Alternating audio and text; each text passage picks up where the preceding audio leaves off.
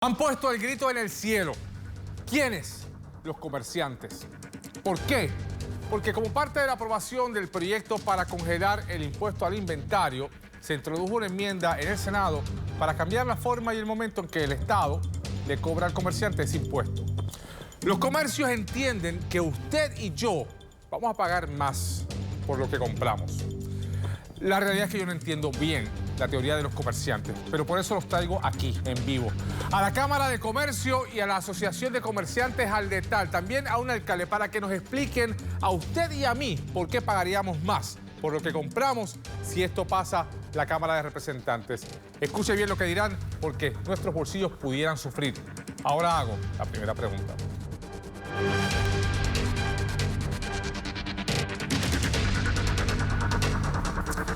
Está con nosotros aquí en vivo Laisa García, la presidenta de la Cámara de Comercio de Puerto Rico, y vía remoto Limari Otero, la presidenta de la Asociación de Comercio Aldetal, y más adelante estaremos alcaldes de Puerto Rico, el alcalde de Jayuya, Jorge González. La situación aquí es que, como ustedes saben, la gobernadora prometió congelar o trabajar con el impuesto al inventario que está en vigor desde hace un tiempo y que busca allegarle fondos a los municipios de Puerto Rico. Pero los comerciantes han estado reclamando por años que se derogue ese impuesto alimentario porque supone una carga para ellos y para el cliente. La propuesta intermedia ha sido, por ahora, congelar el impuesto al inventario en la tasa que estaba en vigor en el 2022. En el Senado, el proyecto se aprobó, pero se le introdujo una enmienda para cambiar el momento en que el Estado cobra ese impuesto al inventario. Como dije al principio, los comercios dicen que eso va a provocar que usted y yo paguemos más. Y quiero que me lo expliquen por qué, Laisa García, por qué si el Estado dice que estos espejuelos no me pagues el impuesto al inventario cuando te lleguen a ti, me pagas el impuesto cuando lo vendas al cliente. ¿Por qué esto supondrá que el cliente va a pagar más? Bueno, ese es el último misterio de las últimas 24 horas, porque quieren sacar la Junta, pero no quieren cambiar la cultura legislativa del país, que es que llegan unos acuerdos de la ruta para la eliminación del impuesto al inventario. Era una congelación, que era la transición a la eliminación por los próximos 5 años. No estábamos en la mesa los que los pagamos, que son los comercios. Todos los demás estaban sirviéndose en la mesa. Y misteriosamente, como ocurren las cosas en este país, se ocurrió a alguien allí soltar una bomba atómica diciendo, y la interpretación es, lo vamos a pagar, no en el inventario, hasta que no lo vendes, que era donde se pagaba, sino en la venta. Por eso, ¿Usted tiene otro impuesto? Pero ¿por qué? Porque, o sea, yo entendería, si me lo plantean sin esta controversia, yo entendería que es bueno para el comerciante, porque entonces no le tiene que pagar el impuesto al Estado hasta que no vende el producto. Bueno, y el consumidor. Porque aquí no hay ningún impuesto que no pague el consumidor. La mayoría de los comerciantes no le pasan ese impuesto al consumidor. Ya. Por eso es que es oneroso. Para levantar 250 millones, terminaron con un lenguaje de un impuesto para levantar 2.000 millones. ¿Cuál sería el cambio ahora? Que usted lo tiene, es otro impuesto cuando paga un artículo. ¿Por qué? Otro IBU, porque eso es lo que yo quisiera descubrir, porque ahí está el problema. No hay un estudio económico que sustente ese lenguaje hoy. Está con nosotros Limari Otero también, la integró a la conversación de la Asociación de Comercio Aldetal. Limari, buenas tardes. Buenas tardes, Laisa. Saludos y buenas tardes, Lelín. ¿Por qué yo voy a pagar más por el impuesto que ya muchos comercios me pasan a mí como consumidor? Si es un impuesto que en vez de haberlo pagado cuando le llegó al comerciante al almacén, lo paga cuando sale de él. Claro, y te explico rápidamente. Estamos hablando de que el impuesto al inventario es un impuesto a un activo. Tenemos inventarios en un almacén y se paga un impuesto a un activo con una fórmula que es un promedio que se paga en unas planillas estimadas y tiene una tasa del 8 al 10% dependiendo del municipio donde está ubicado ese almacén. No es lo mismo pagar un impuesto sobre un activo y trasladarlo a un impuesto a la venta al momento de venderlo. Son cosas contablemente bien diferentes. los negocios rotan los inventarios bien diferentes, de una forma bien distinta. No es lo mismo un supermercado y una farmacia que una mueblería.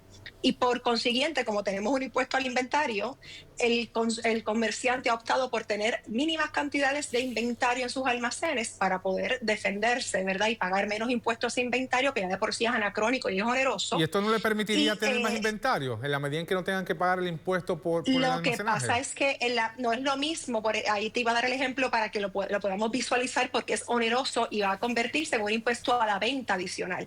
Si yo vendo 1000 neveras, ajá, pero esas 1000 neveras rotan lentamente, yo mantengo un inventario de 50 neveras o de 100 neveras y se me van terminando y yo pido neveras. Así que yo no pago impuesto al inventario por las 1000 neveras, yo pago impuesto al inventario por las 50 que tengo en el almacén. Si yo por eso, pero bajo este impuesto, esquema pudieras tener las 1000 neveras y no vas a pagar el impuesto hasta que salgas de ella. Pero le tengo que cobrar las 1000 neveras una a una al consumidor cuando las paga a la tasa de un impuesto que es sobre un activo. Así que se convierte en un impuesto a la venta. Pero muchos comercios no lo hacen ya. Pero muchos comerciantes no lo hacen ya. Hay muchos comerciantes que no pueden absorber el impuesto al inventario. Es que es un promedio. Es distinto que sea un promedio a que sea por cada artículo, ¿verdad? Matemática y contablemente es bien distinto. Y aquí la sustancia de esto, Lenín, es que estamos tratando de cuadrar caja con una enmienda, ¿verdad? Estamos conscientes de que no vamos a afectar y todo el comercio ha sido cónsono y estábamos de acuerdo en congelar el impuesto por 5 años precisamente para buscar una solución o una sustitución a los municipios y que no sea un golpe de dejar de recibir los 250, 70 millones del impuesto al inventario. Eso no se puede hacer a expensas del pueblo, porque ahora le va a costar más al individuo la lata de habichuelas, el bolso de arroz, el saco de cemento, que a nivel de impuesto al inventario promediaba tal vez 200 millones y ahora va a pagar 2.000 millones, porque es de cada artículo, no de un promedio del inventario. Y yo sé que la fórmula puede sonar un poco complicada porque no somos aquí contable para explicarlo. Y entiendo, pero al final entonces no se reduce a que modifiquen los comercios sus ejercicios internos de contabilidad sobre los inventarios que proyectan tener. Hay que eliminarlo. No, Lenín, al final se reduce a que el impuesto al inventario hay que eliminarlo de una forma responsable, porque es un inventario que afecta a todo el mundo. Es un inventario que lo paga el pueblo de Puerto Rico con escasez, con pocos productos, con productos más costosos. Y definitivamente la forma más responsable, y que fue el compromiso programático de esta gobernadora de hacerlo y de este partido, pues vamos a congelarlo. Aunque llevamos décadas pidiendo vamos a eliminarlo, Puerto Rico tiene un contexto histórico y económico distinto, las cosas cuestan más, la inflación está ahí, los arbitrios están ahí, así que las tarifas, ¿verdad?, están ahí a nivel federal. Vamos a congelarlo y vamos a buscar cómo se sustituye. Todo el mundo poniendo de su parte, el gobierno central de su parte, el municipio de su parte y el sector privado. Así que, ¿por qué incluir una enmienda que diga, ahora no son 5 años, son 3, y en mayo del 2028... vamos entonces, si no se consigue sustitución, a cambiar al momento de la venta y con una línea tan sencilla a la tasa contributiva 2024-2025? Cuando en un momento se discutió aquí hace unos años atrás cambiarlo al momento de la venta, la tasa que se hablaba era de 0.08. Porque de nuevo, si tú cambias el impuesto al inventario, que es sobre un activo que lo cobrabas al 8 o 9% de un promedio, todo depende de la rotación del comercio, y lo trasladas ahora, tú no lo puedes cobrar al 10%, eso es un IVU más. Va a pagar la gente 20% adicional por cada artículo que compra. De nuevo, la enmienda la estamos interpretando, ¿verdad?, porque es muy escueta, pero esa es la interpretación de esa enmienda.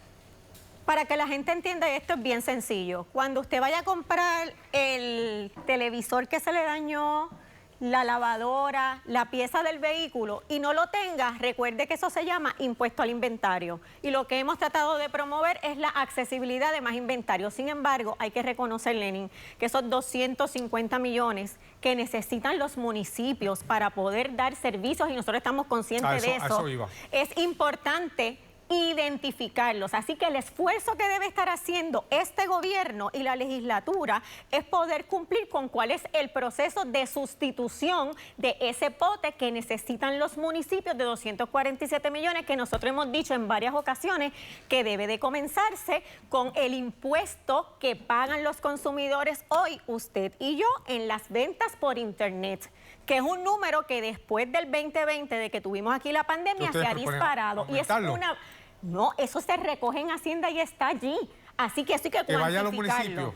Eso es una medida para comenzar a llenar ese pote de 247 millones. Bueno, de seguro el secretario de Hacienda les va a decir, todo el dinero del Fondo General está comprometido. Bueno, pero también se dicen que hay una sana administración donde hay partidas que pueden subsanarse para otras cosas, y la Junta de Control Fiscal aquí ha dicho, vamos para 4 años, si lo hubiesen hecho cuando la Junta de Control Fiscal lo recomendó, estuviésemos a 1 año de salir del impuesto al inventario. Bueno, ahora este proyecto enmendado tiene que regresar a la Cámara y tendrá que conciliarse, ¿verdad? Estamos en el periodo legislativo entre hoy y el lunes, cuando los cuerpos legislativos ya no pueden aprobar proyectos nuevos, sino conciliar las versiones distintas aprobadas en Cámara y Senado de un proyecto. Y este es un ejemplo claro de ello.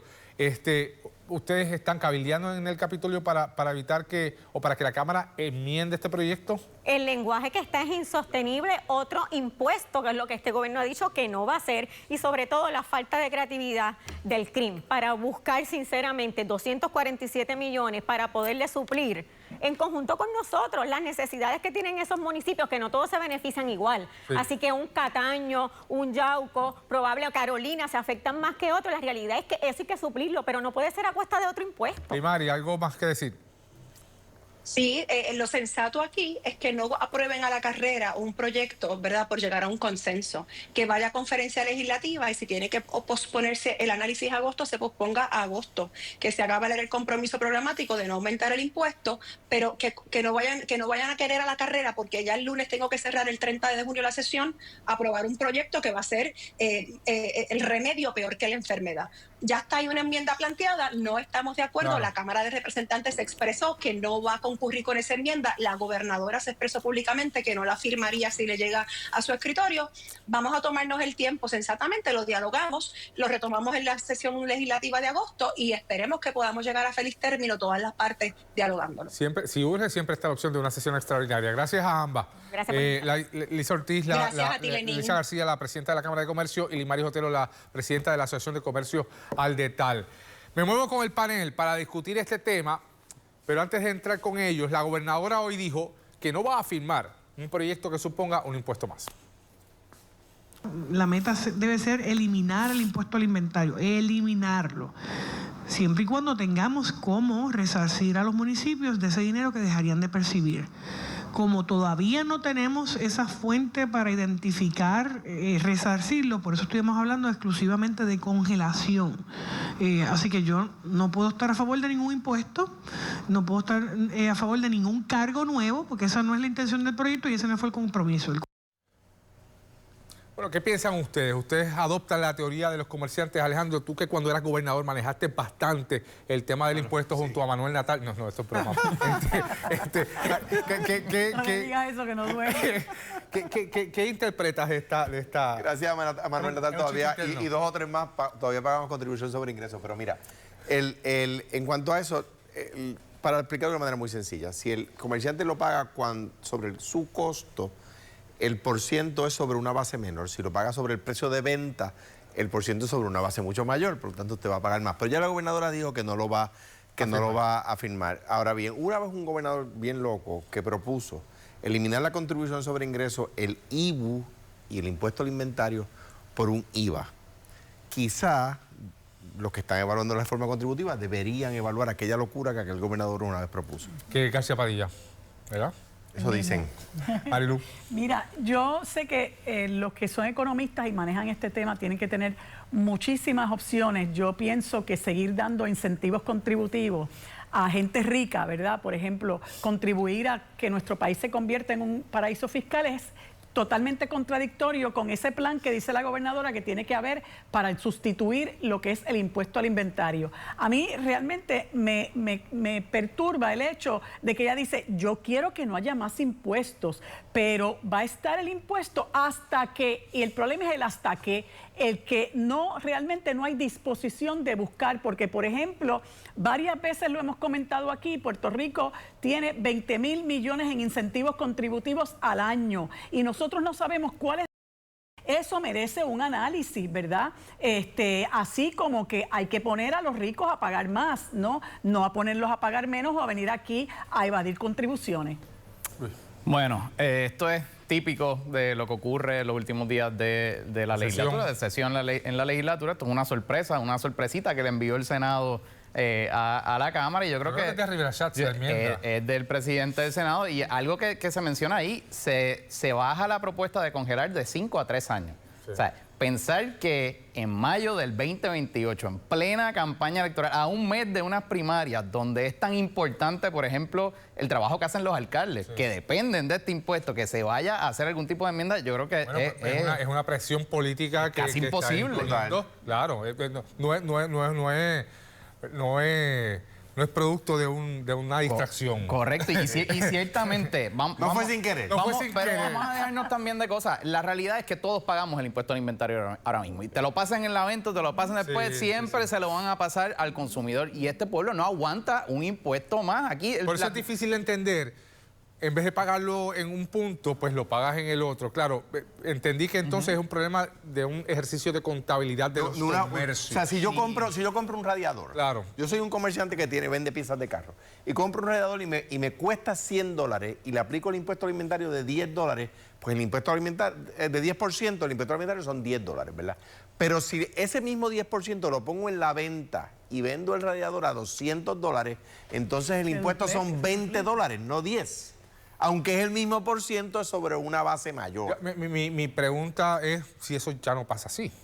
No se supone que sea sobre el valor del costo. Yo creo que se explicó bien ahorita en cuanto a eso, pero nuevamente, o sea, llevamos bregando. El primero que hizo un impuesto, el sales tax, fue el Willy Tax en Caguas. Luego Rosselló padre lo propone en campaña, termina Aníbal implementándolo. Luego gobernador García Padilla trata de eliminar todo eso por un IVA. Su partido lo traiciona a la legislatura y terminamos con el IVA más alto en toda la nación americana. Y ahora le quieren añadir un 10% más, terminaríamos pagando un 22%. Es imposible poder hacer eso. 5 legisladores míos se hicieron una alianza con el PNP para derrotar mi medida. No, hombre, no. ¿Te acuerdas como hoy? Yo recuerdo como... Ahorita. Recuerdo que era